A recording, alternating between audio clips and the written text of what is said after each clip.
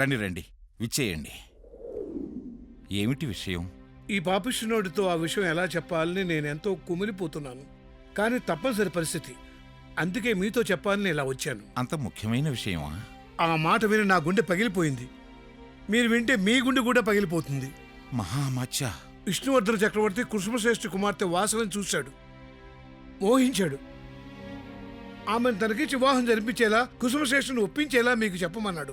పాపం శమించుగాక, ఇది అసంభవం. వాసవితో వివాహం జరిపించకపోతే నా తల తీసేస్తాన్నాడు. కామాంధకారంలో చక్రవర్తికి కన్ను మిన్ను తెలియడం లేదు. తన నిర్ణయాన్ని కుసుమశ్రేష్ఠి వ్యతిరేకిస్తే అతని తల కొట్టైనా వాసవిని దక్కించుకుంటానంటున్నాడు. శివ శివ, ఇంత నీచానికి ఒడిగట్టాడా ఆ చక్రవర్తి? అమ్మవారి వరప్రసాదినైన వాసవిని తప్పుగా తలచినప్పుడే ఆ చక్రవర్తి తల 1000 ముక్కలు కావలసింది. వినాశకాలే విపరీత బుద్ధి అన్నారు.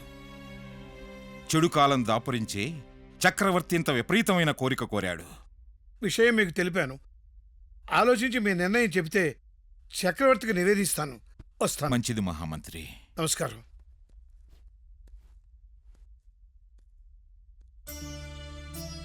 ఏమండి, ఇద్దరు చూడముచ్చటగా ఉన్నారు కదండి. వదినా, ఇక వీళ్ళనిలా వదిలేస్తే లాభం లేదు. కాబట్టి బావగారు, వీళ్ళ వివాహం వెంటనే జరిపించాలి. ఆహా, నా వివాహం జరగడానికి వీల్లేదు. ముందు అక్కయ్య వివాహం జరగాలి. ఇప్పుడు నా వివాహానికి ఏం తొందర? ముందు తమ్ముడు పెళ్లి జరిపించండి. అమ్మ వాసవి, నువ్వు పెద్దదానివి, అందులోనూ ఆడపిల్లవి. నీకన్నా ముందు విరూపాక్షుడికి పెళ్లి చేస్తే అందరూ తప్పు పడతారమ్మా. నేను వివాహం చేసుకోదలుచుకోలేదు. వందనం గురుదేవా. ఆయుష్మాన్ భవ. కూర్చోండి.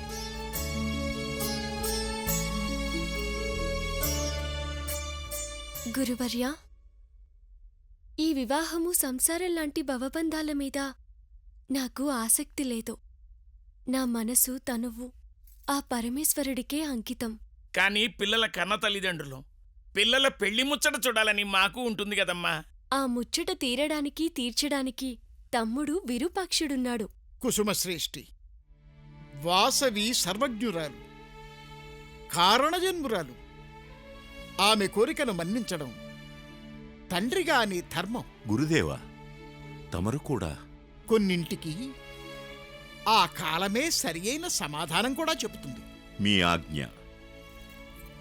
అమ్మా, శివాభిషేకానికి సమయం ఆసన్నమైనది.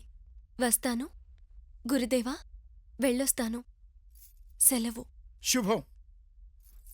వదినా, అల్లుడిగారికి వివాహం జరిపిస్తే వాసవి పెళ్లి కొప్పుకోవచ్చు. అవునండి, వదినన్నదే జరగచ్చు. గురుదేవా, విరూపాక్షుని వివాహానికి ముహూర్తం నిర్ణయించండి. ఇప్పుడు విరూపాక్షుని వివాహానికి అంత తొందరెందుకు? తొందర నాకు కాదు, మా మామగారికి. అల్లుడు గారు, మీ తొందర మా మీద చూపించకండి. మహారాజా, నన్ను క్షమించండి మహారాజా. ఇది మనం ఆనందించవలసిన సమయం కాదు. మహామంత్రి. అవును మహారాజా. ఆ విష్ణువర్ధనుడు వాసవీదేవిని వెంటనే తనకు అప్పగించమని అన్నాడు. లేకపోతే మన పెనుగొండని పీనుగులగొండంగా మార్చైనా సరే వాసవీదేవిని చెరపడతానని హెచ్చరిక పంపాడు.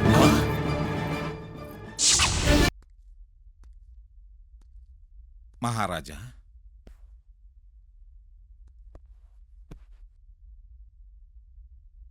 ఏం చేయాలనుకుంటున్నారు? ఏం చెయ్యాలో తెలియడం లేదు. అధైర్యపడకండి మహారాజా. ఎంత కష్టం వచ్చినా తేలికగా పరిష్కరించగలిగిన సమర్థులు మన గురుదేవులు భాస్కరాచార్యుల వారుండగా మీరు చింతించవలసిన అవసరం లేదు.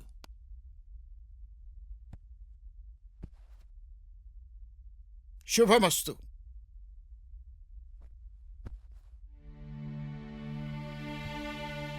దీనికొక్కటే మార్గం మహారాజా.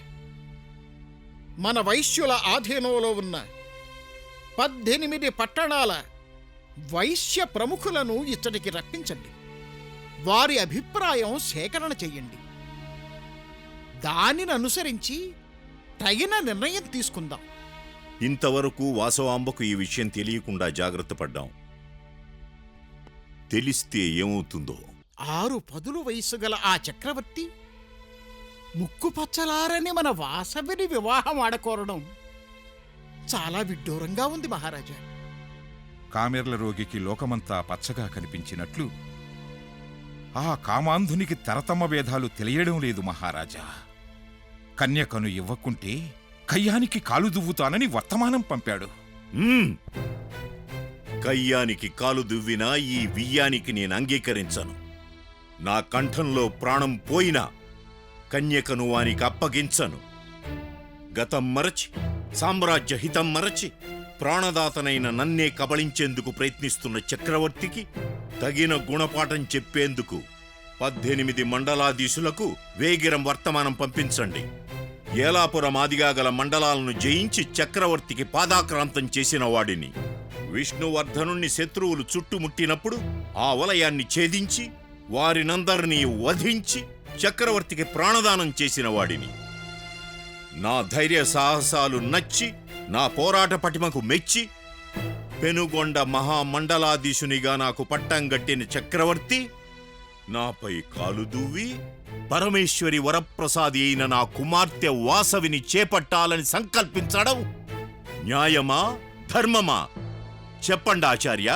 న్యాయాన్యాయాలు మనం విచారించవలసినవి కావు. అంతా జగన్మాత చూసుకుంటుంది. ఇక్కడి పాపాలకు తగిన శిక్ష కూడా ఇక్కడే అనుభవించాలి. అంతవరకు ఉరిమి వహించండి మహారాజా. ఓరేమి